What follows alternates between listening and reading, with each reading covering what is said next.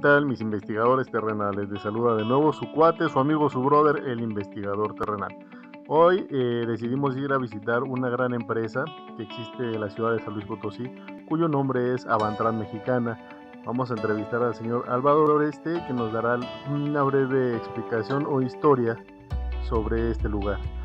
Y recuerden por favor suscribirse, también recuerden compartir mis videos para hacer más grande esta comunidad y que yo les pueda traer aún más videos. Que tengan un excelente día.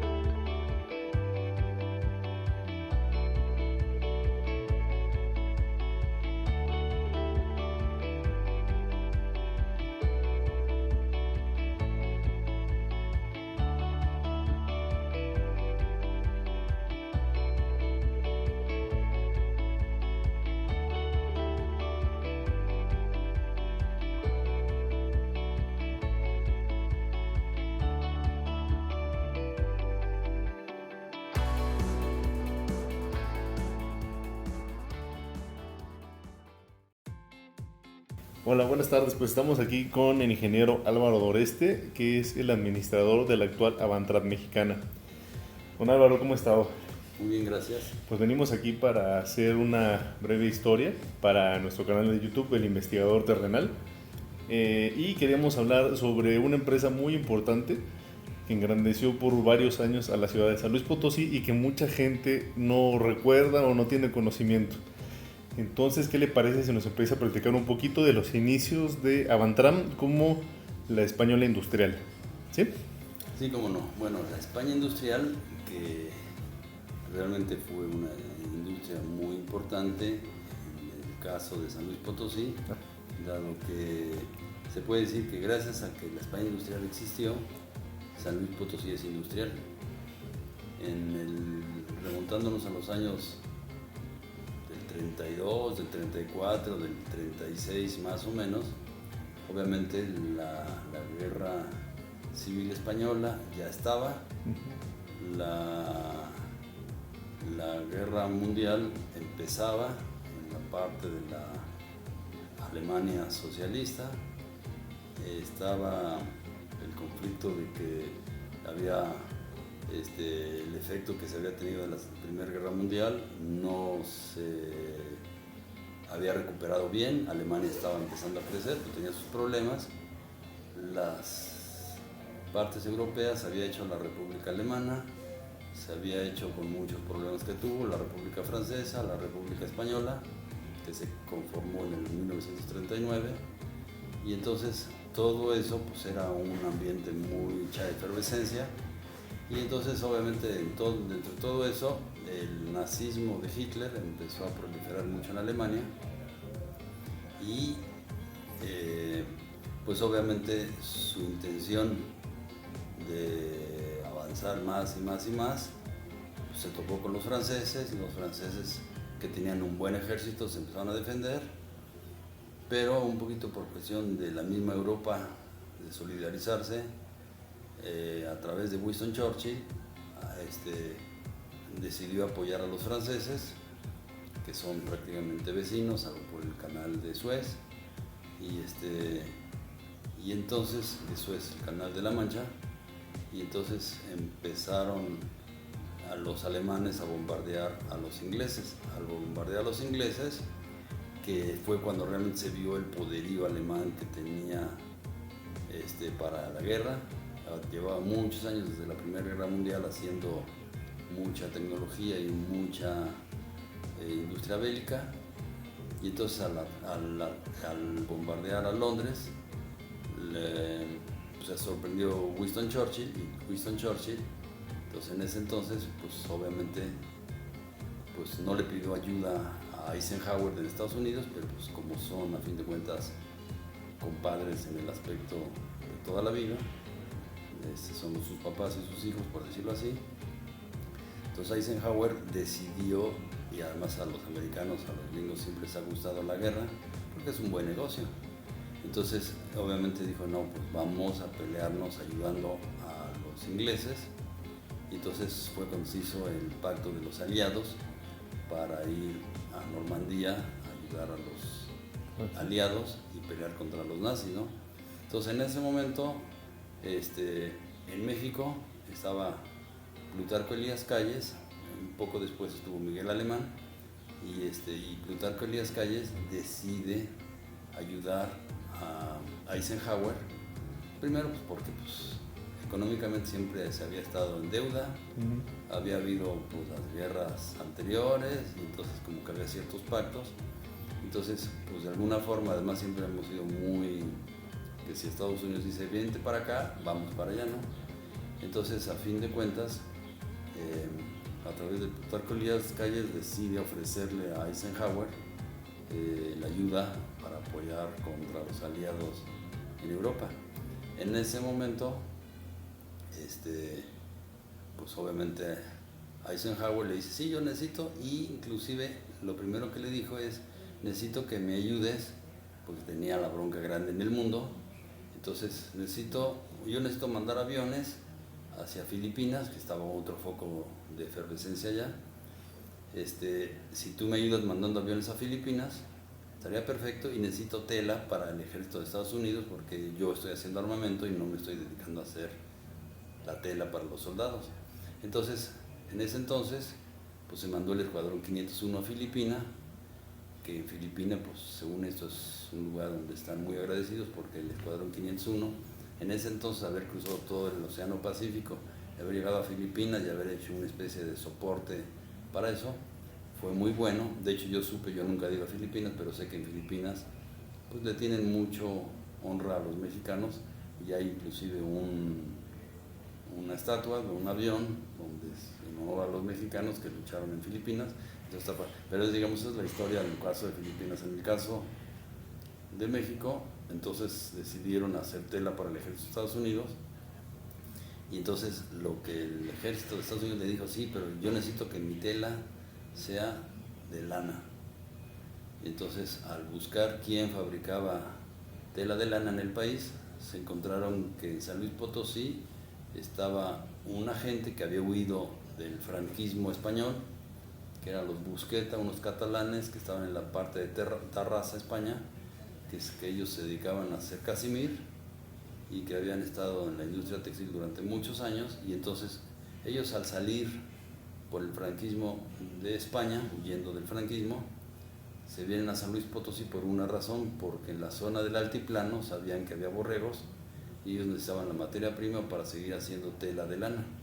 Entonces llegan a Veracruz, de Veracruz se vienen a San Luis Potosí, y en San Luis Potosí al llegar se encuentran que una nave que estaba medio abandonadona era el casco de Gogorrón, cerca de donde está el balneario de Gogorrón, y ese casco de Gogorrón lo ocupan, y empiezan a tejer, a lavar lana de borrego, de Saltillo, de Matehuala, de toda esa zona del altiplano, y empiezan a tejer tela de lana, sobre todo continuando con lo que habían estado haciendo en la zona de España durante el franquismo. Empiezan a hacer la tela de lana, y cuando el gobierno de Plutarco Elías Calles y después de Miguel Alemán ofrece hacer tela de lana, se encuentra que quien hacía tela de lana era en San Luis Potosí, los Busqueta, que eran unos catalanes. Esos catalanes dicen, sí, nosotros claro que sí podemos hacer tela de lana al ejército de Estados Unidos, pero necesitamos mucha cantidad de lana.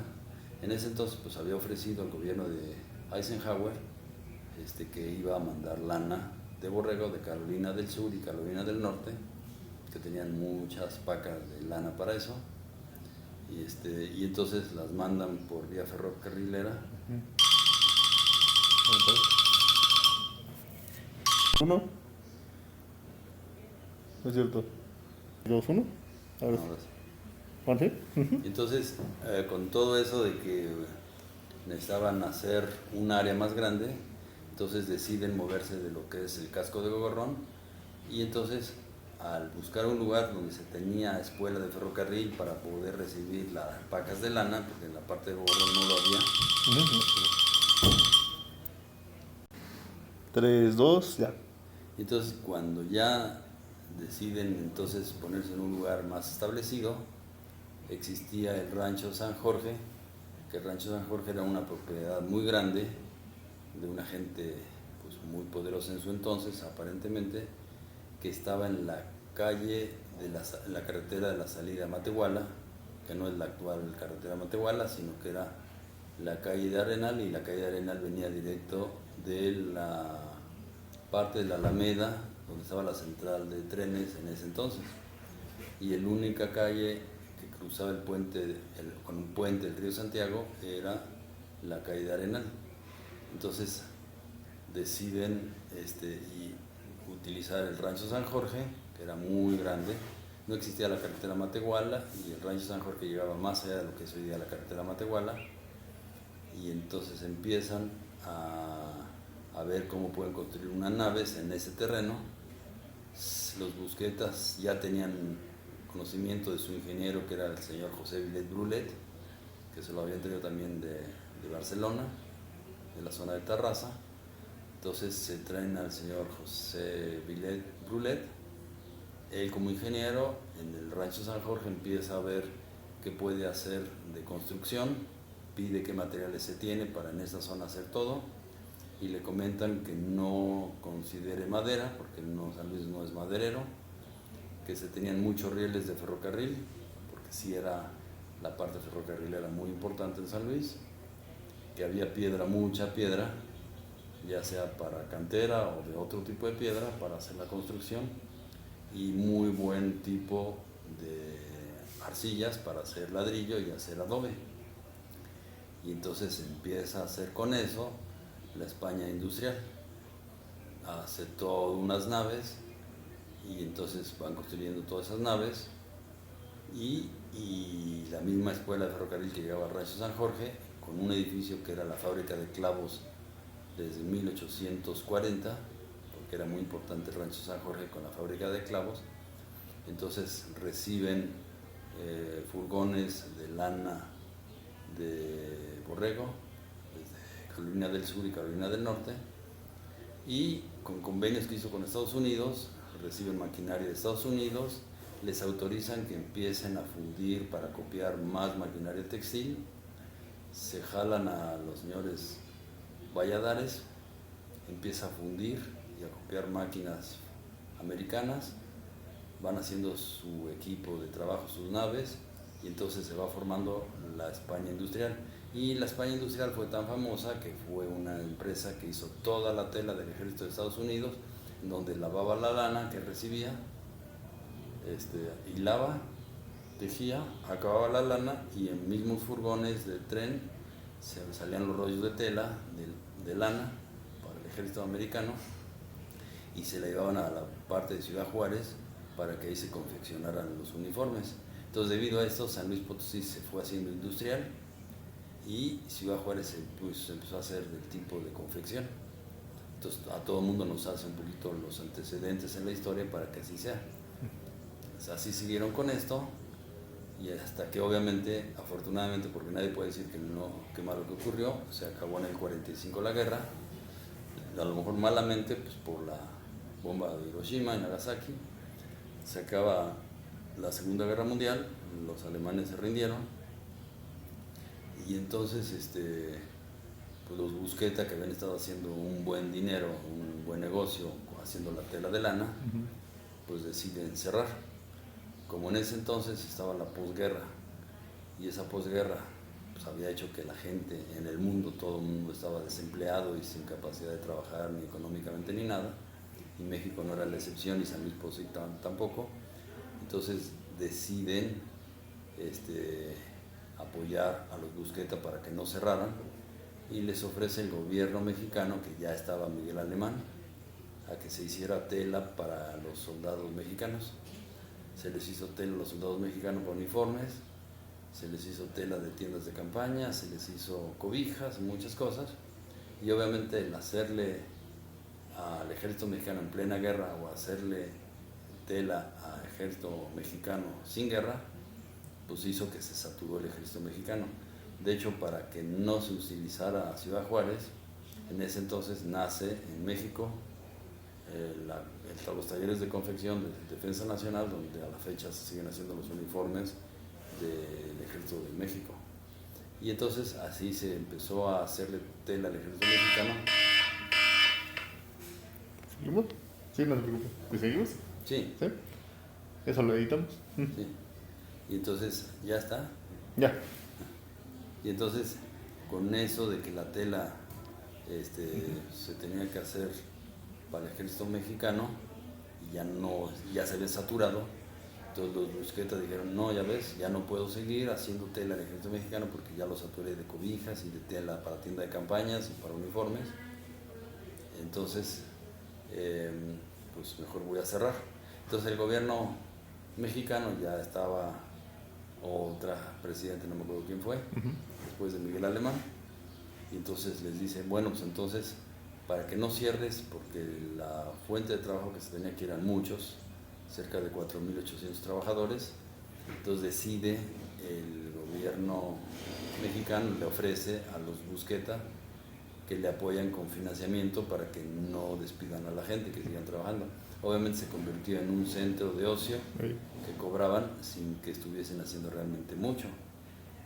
Y hasta que hubo un momento en donde, eso estamos hablando del 45, para el año 1958, 60, 62, en el 63, 62, 63, deciden los Busqueta retirarse y decirle, mira, me has prestado mucho dinero, esto no se va a resolver, te quedas con la fábrica y yo ya no te debo nada.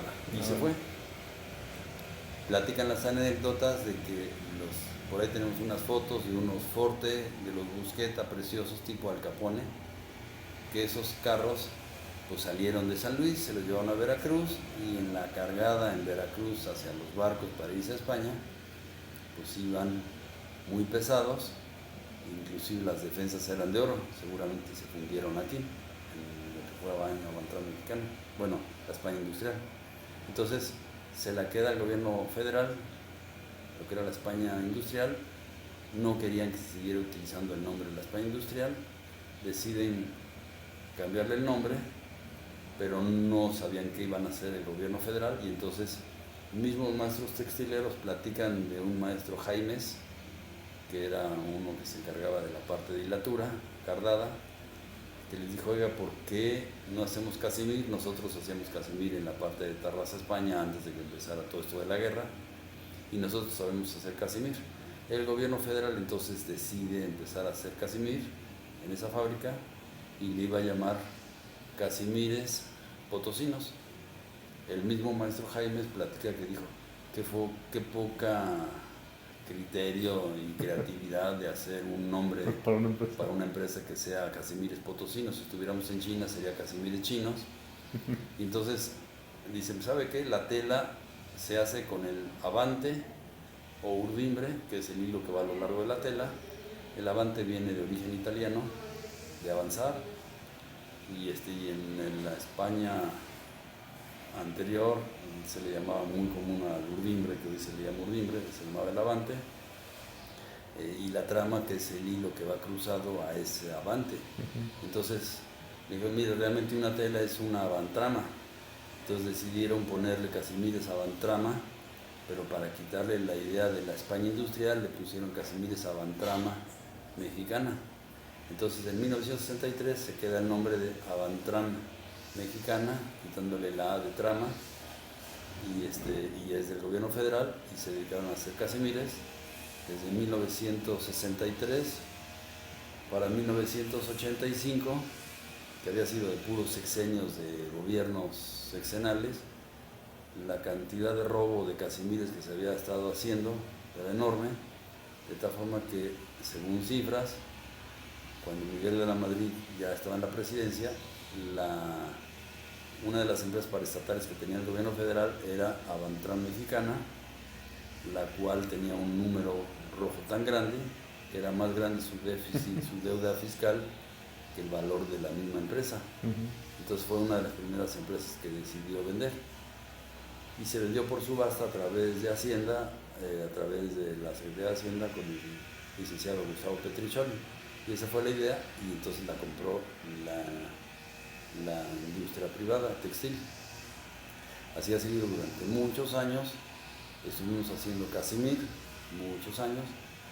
Posteriormente, pues la fuerza del casimir se fue perdiendo, se hicieron en otros lugares, pues se hizo Casimir Perros y se hizo Casimir Avantran en esta empresa. Digo, no me tocó a mí, pero sí supe de la historia de otras gentes. Posteriormente se hizo otro tipo de telas, que había mucha gente que nos pedía que le hiciéramos cualquier cosa de tela. Entonces a la fecha se ha hecho todo tipo de hilo, casi todo tipo de tela. Se ha hecho hilo de seda a Santa María del Río, se le estuvo haciendo muchos años hilo de acrílico, a derivados acrílicos a Daza.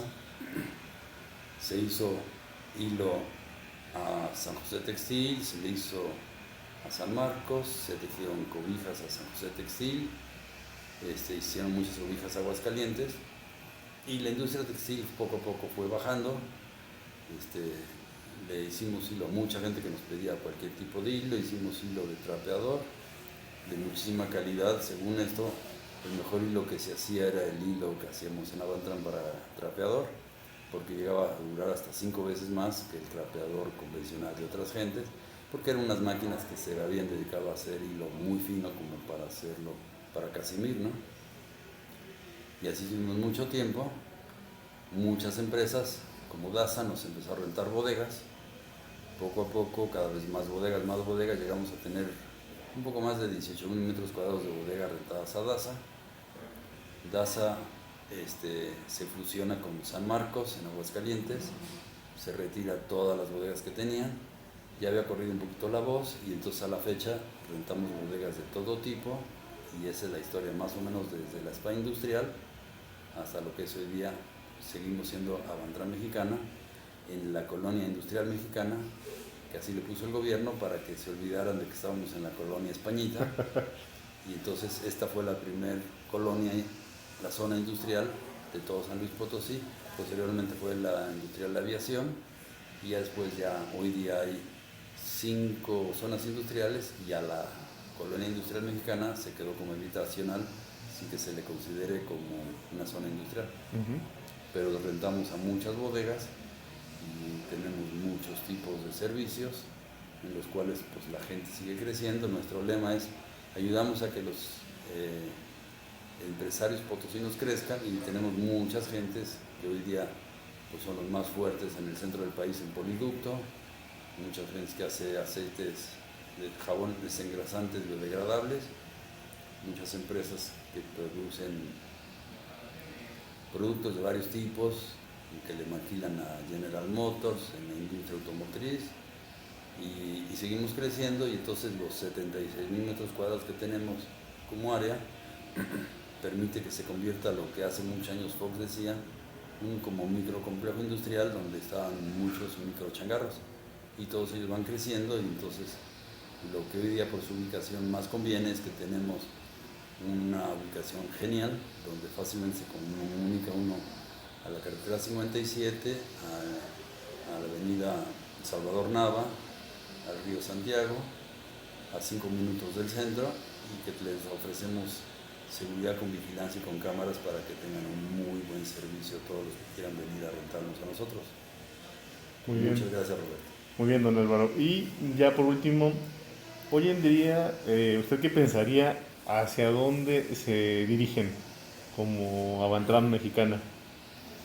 Yo creo que vamos a seguir como industria de arrendamiento a empresas chicas, porque la verdad es que la fortaleza que las industrias pequeñas tienen en el país ayudan dando más trabajo a millones de empresas pequeñas que miles de empresas grandes.